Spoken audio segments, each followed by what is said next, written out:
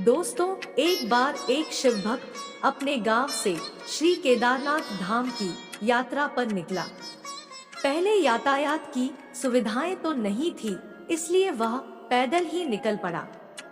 रास्ते में जो भी मिलता उससे वह श्री केदारनाथ का मार्ग पूछ लेता।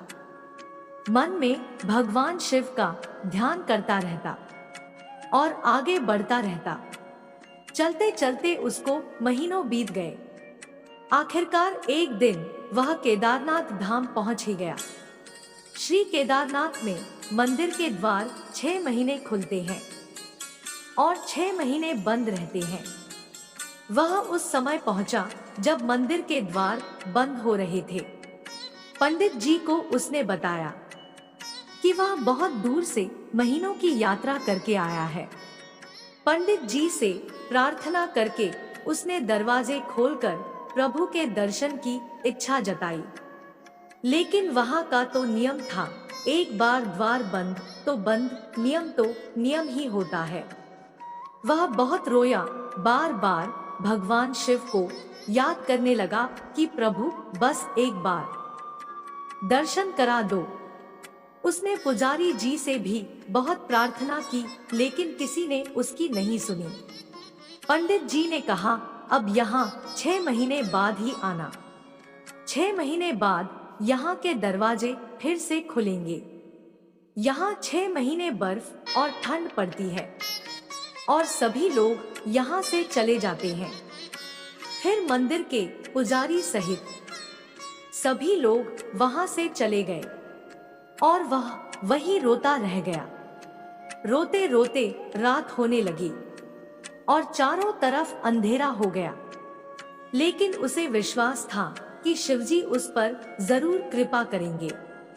उसे भूख और प्यास भी लग रही थी। उसने किसी के आने की आहट सुनी।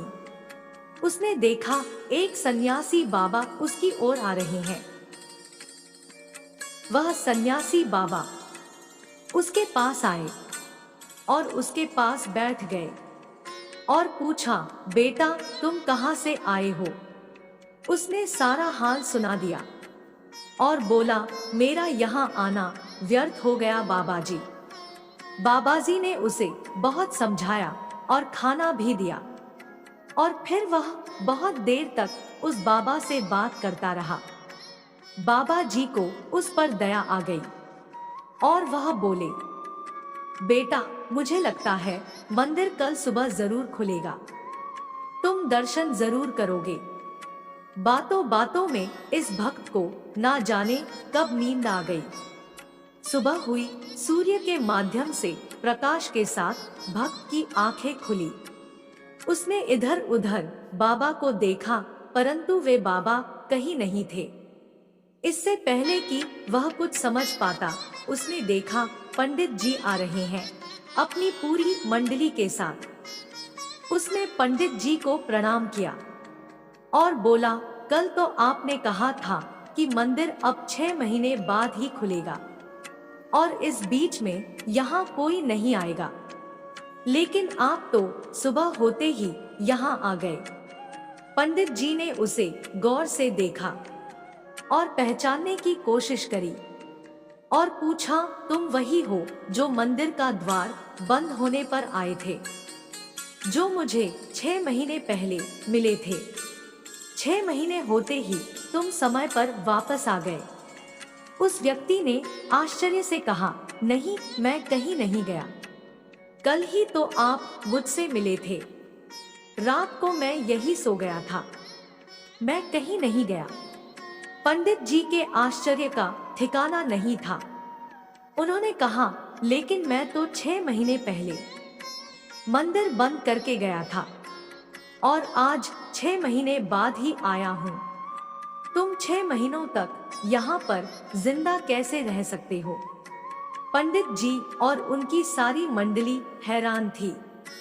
इतनी सर्दी में एक अकेला व्यक्ति कैसे 6 महीने तक जिंदा रह सकता है?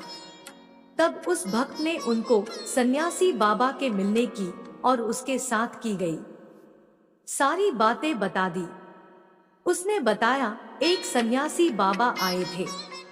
जिनकी दाढ़ी और लंबी लंबी जटाएं थी और एक हाथ में डमरू था। उन्होंने मृतशाला पहना हुआ था। पंडित जी और सब लोग उसके चरणों में गिर गए और बोले, हमने तो जिंदगी लगा दी, किंतु प्रभु के दर्शन ना पा सके। सच्चे भक्त तो तुम ही हो। तुमने तो साक्षात भगवान शिव के दर्शन किए हैं। उन्होंने अपनी योग माया से तुम्हारे 6 महीने को एक रात में परिवर्तित कर दिया, कालखंड को छोटा कर दिया। यह सब तुम्हारे पवित्र मन, तुम्हारी श्रद्धा और विश्वास के कारण ही हुआ है।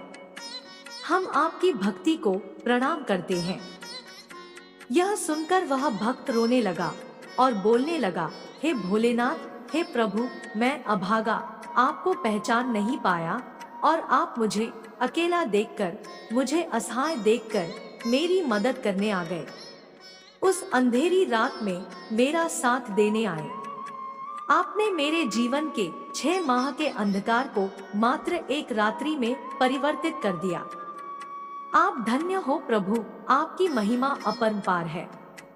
फिर मंदिर के पाट खुले और उस भक्त ने केदारनाथ मंदिर में भगवान शिव के दर्शन किए।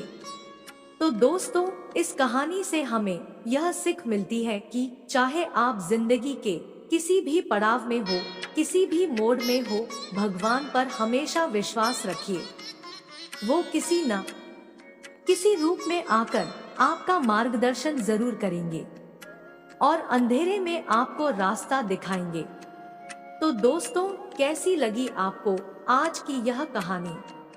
ऐसी और नई कहानियों के लिए हमारे चैनल कथा परिवार को तुरंत सब्सक्राइब कर। अंत में बस इतना ही कहूंगी, ऊपर वाले के आशीर्वाद और अपनों के प्यार के साथ कर दिखाओ कुछ ऐसा कि दुनिया करना चाहे आपके जैसा।